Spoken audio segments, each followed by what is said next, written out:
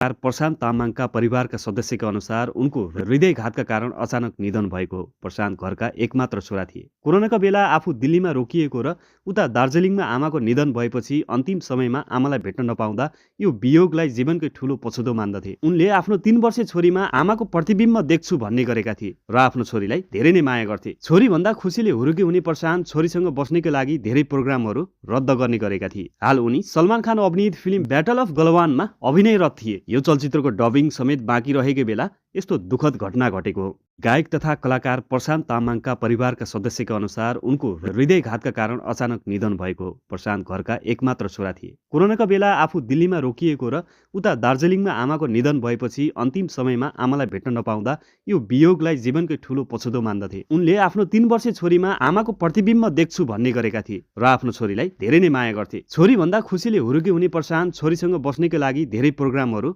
रद्द गर्ने गरेका थिए। हाल उनी सलमान खान अभिनीत फिल्म ब्याटल अफ गलवानमा अभिनयरत थिए। यो चलचित्रको डबिङ समेत बाँकी रहेको बेला यस्तो दुखद घटना घटेको हो।